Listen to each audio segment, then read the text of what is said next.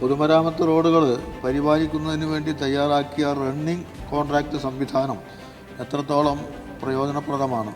29,573 kilometre റോഡാണ് പൊതുമരാമത്ത് വകുപ്പിന്റെ കീഴിൽ ഉള്ളത്. ഇതിൽ 19,500 കിലോമീറ്റർ റോഡ് റണ്ണിംഗ് കോൺട്രാക്റ്റിലൂടെ പരിപാലിക്കുന്നുണ്ട്.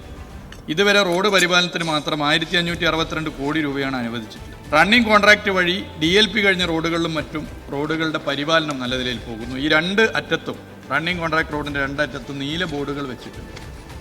ആ നീല ബോർഡിൽ കരാറുകാരൻ്റെ പേരും ഫോൺ നമ്പറും ഉണ്ട്, ഉദ്യോഗസ്ഥൻ്റെ ഫോൺ നമ്പറുണ്ട്. ബന്ധപ്പെട്ട MLA മാർ റണ്ണിംഗ് കോൺട്രാക്ട് റോഡുകളിൽ എവിടെയെങ്കിലും പരാതി ഉണ്ടെങ്കിൽ നേരിട്ട് തന്നെ അറിയിക്കണം.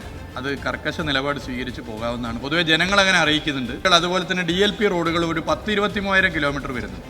DLP റോഡുകളിൽ പച്ച ബോർഡും റണ്ണിംഗ് കോൺട്രാക്ട് റോഡുകളിൽ നീല ബോർഡും എല്ലാ കാര്യങ്ങളും സുതാര്യമായി വെക്കുകയും ടോൾ ഫ്രീ നമ്പർ ഉൾപ്പെടെയുണ്ട്. കേരളത്തിൻ്റെ പൊതുമരാമത്ത് വകുപ്പിൻ്റെ റോഡുകളിലെ 80% വരുന്ന ഈ റോഡുകളിൽ എന്ത് കുഴപ്പമുണ്ടെങ്കിലും നിങ്ങൾ നേരിട്ട് പരാതി അറിയിക്കാവുന്നതാണ്. കർക്കശ നിലപാട് സ്വീകരിച്ച് മുന്നോട്ട് പോകാവുന്ന ഒരു സംവിധാനം വന്നു. കേരളത്തിൽ ഇനി ഒരു കാലത്തും ഈ പച്ച ബോർഡും നീല ബോർഡും മാറ്റാൻ വേണ്ടി പറ്റാത്ത നിലയിലേക്ക് ജനങ്ങൾ അത് ഏറ്റെടുത്തു എന്നുള്ളതാണ് അതിലേറ്റവും എടുത്തു പറയേണ്ട കാര്യം. സുതാര്യത ഉറപ്പുവരുത്താനും തെറ്റായ പ്രവണത ഇല്ലാതാക്കാനും ഇത് ഇന്ത്യയിലെ മറ്റു സംസ്ഥാനങ്ങളിലുൾപ്പെടെ അത് പിൻപറ്റാനുമുള്ള ശ്രമമുണ്ട്. അതുകൊണ്ട് റണ്ണിംഗ് കോൺട്രാക്ട് കേരളത്തിൽ വളരെ അഭിമാനകരമായൊരു നേട്ടമായി സംസ്ഥാന സർക്കാർ കാണുകയാണ്.